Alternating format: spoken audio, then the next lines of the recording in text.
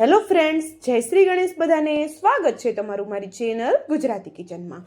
મારી જેમ તમે પણ નવી નવી ચાટ ખાવાના શોખીન છો, પણ ચાટ બનાવવાની ઝંઝટ કરવાની ઈચ્છા નથી થતી અને બજારેથી જઈને ખાઈ લો છો, તો આ વિડીયો ખાસ તમારા માટે છે. કારણ કે ઓછી મહેનતે જોરદાર સ્વાદ, એ પણ ના બરાબર તેલથી અને મેંદા વગર ઘઉંના લોટથી બને છે. ઘઉંના લોટથી બને છે એટલે ટેસ્ટી નહીં બને એવું બિલકુલ નથી. તો સ્વાદ તો જોરદાર રહેવાનો જ છે. અને આ રેસીપી એકવાર ટ્રાય કરી લીધા પછી બજારેથી તમે ચાટ ક્યારેય નહીં ખાવ અને ઝટપટ ઘરે બનાવી લેશો, કારણ કે એટલી ટેસ્ટી અને સરળ રીતે બને છે. તો ચાલો બનાવવાનું શરૂ કરીએ. તો એના માટે સૌપ્રથમ આપણે અહીંયા અડધો કપ જેટલો ઘઉંનો લોટ લીધેલો છે.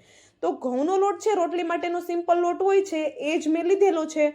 અને લોટ છે આપણે અડધો કપ લીધો છે અને એમાં આપણે હવે થોડા શાકભાજી એડ કરીએ. તો શાકભાજીમાં વધારે કાંઈ મેં નથી લીધું. એક નાની સાઈઝની ડુંગળી બારીક કટ કરીને લીધેલી છે, એક મુઠ્ઠી જેટલા લીલા ધાણા અને બારીક કટ કરેલું મોળું મરચું લીધેલું છે. મરચું છે તમે અહીંયા તીખા મરચાંનો ઉપયોગ પણ કરી શકો છો. હવે અડધી ચમચી જેટલા અજમાને હાથેથી ક્રશ કરીને એડ કરી દઈએ. સાથે આપણે અહીંયા અડધી ચમચી જેટલી વરિયાળી એડ કરી દઈએ. થોડું જીરું એડ કરવું હોય તો તમે જીરું પણ એડ કરી શકો છો. હવે 2 ચમચી જેટલા તલ એડ કરી દઈએ. 2 નાની ચમચી જેટલા તલ મેં એડ કરેલા છે. હવે એની સાથે જ આપણે થોડા મસાલા કરીએ. તો મસાલામાં હલકી એવી હિંગ, 1 ચમચી જેટલો આપણે અહીંયા ધાણા જીરું પાવડર એડ કરી દીધો, સ્વાદ પ્રમાણે મીઠું એડ કરી દીધું અને સાથે આપણે અહીંયા અડધી ચમચીથી ઓછી હળદર એડ કરી દીધી. અહીંયા તમે સંચળ પાવડર પણ એડ કરી શકો છો, એનો ટેસ્ટ પણ એકદમ સરસ આવે છે. તો જો હોય તો ચોક્કસથી એડ કરી દેજો. અડધી ચમચી જેટલું લાલ મરચું પાવડર એડ કરી દીધું અને હવે આપણે આમાં એડ કરવાના છે બાફેલા બટેટા. તો મેં અહીંયા એકદમ નાની સાઈઝના 2 બાફેલા બટેટા લીધા છે. બટેટા મારી પાસે પડ્યા હતા બાફેલા, એટલે એની છાલ હટાવી અને આ રીતે હું એને ખમણીની મદદથી ખમણી લઉં છું. જો બાફેલા બટેટા તમારી પાસે ન હોય તો બટેટાની પાતળી પાતળી સ્લાઇસ કરી એને બાફવા માટે રાખી દેશો. તો બાકીની તૈયારી કરી લેશો ત્યાં સુધીમાં બટેટા એકદમ સરસ એવા બફાઈ જશે. તો તમે એમ પણ કરી અને બટેટા લઈ શકો છો. તો અહીંયા બટેટાને ખમણીની મદદથી આપણે સરસ એવા ખમણવાના છે. અને જો મેશ કરતા હોય તો કોઈ મોટો ટુકડો ન રહી જાય, એ વાતનું ખાસ ધ્યાન રાખશું. તો જો અહીંયા આપણે બંને બટેટાને એ જ રીતે ખમણી લીધેલા છે. તો અડધા કપ લોટની સામે 2 નાની સાઈઝના બટેટા આપણે લીધા છે. મોટી સાઈઝનું બટેટું હોય તો માત્ર 1 જ લેવાનું છે. હવે થોડો એવો આપણે એમાં ગરમ મસાલો એડ કરી દઈએ. તમે કિચન કિંગ મસાલો કે પછી નૂડલ્સ મસાલો પણ લઈ શકો છો. હવે આપણે આ બધી વસ્તુ છે એને સરસ એવી હાથની મદદથી મસળી અને એક વખત મિક્સ કરી લેવાની છે. અને તમને થતું હશે કે આપણે આમાં ઘઉંનો લોટ એડ કર્યો એટલે એનો ટેસ્ટ બિલકુલ સારો નહીં આવે. તો એવું કાંઈ જ નથી. ઘઉંનો લોટ એડ કર્યો છે એવી કોઈને ખબર પણ નહીં પડે. હવે બધું સરસ મિક્સ કરી દીધા પછી મેં અહીંયા 2 બ્રેડ લીધેલી છે. મારી પાસે ફ્રીજમાં પડેલી હતી એટલે મેં બ્રેડ લીધેલી છે. અને તમે કોમેન્ટ જરૂરથી કરશો કે તું તો કહેતી હતી કિંજલ કે આપણે બિલકુલ મેંદાનો ઉપયોગ નથી કરવાનો, તો બ્રેડ શું કામે? તો જો હું તમને એના બદલામાં ઓપ્શન આપું છું. મારી પાસે પડેલી હતી એટલા માટે મેં યુઝમાં લીધેલી છે. તમે બ્રેડની જગ્યાએ જે આપણા ઘરમાં રોટલી બને છે નોર્મલ, એ રોટલી જો તમારી પાસે 2 કે 1 જેટલી હોય એટલી રોટલી લઈ લેવાની છે. એને આપણે હલકી એવી ગરમ કરી ચોપરમાં અથવા તો મિક્સરમાં લઈ એને પાવડર બનાવી લેવાનો છે, દરદરો એવો. એ પાવડર એડ કરી દેવાનો છે અડધો કપ જેટલો. એકદમ જોરદાર એનો ટેસ્ટ આવશે. બ્રેડ કરતાં પણ એનો ટેસ્ટ સારો આવશે. એનું કારણ શું છે એ પણ હું તમને આગળ વિડીયોમાં જણાવું છું. તો ચાલો અહીંયા બ્રેડના ટુકડા કરી અને મેં સરસ એવું બધી વસ્તુ સાથે મિક્સ કરી દીધું. અને ઘઉંનો લોટ આપણે સૂકો લીધો હતો તો લોટ આપણો નહીં બંધાય. તો લોટ બાંધવા માટે શું કરીએ, આપણે અહીંયા અડધો કપ જેટલી છાશ લીધેલી છે. પણ બધી છાશનો ઉપયોગ નહીં થાય કારણ કે બાફેલા બટેટા આપણે લીધેલા છે. તો જેટલી જરૂર લાગે એટલી છાશનો ઉપયોગ કરી આપણે આનો લોટ બાંધી લેવાનો છે. છાશની જગ્યાએ 2 ચમચી જેટલું દહીં એડ કરી બાકીનું જો જરૂર પડે તો પાણી તમે લઈ શકો છો. પણ પાણી, છાશ કે દહીં જે પણ એડ કરીએ હાથ રોકીને એડ કરવાનું છે. જો આપણે આ લોટ છે ઢીલો થઈ જશે તો બિલકુલ આપને પ્રોબ્લેમ આવવાનો જ છે. કારણ કે આપણે આનો શેપ આપવાનો છે તો લોટને આપણે ટાઈટ બાંધીને રેડી કરવાનો છે.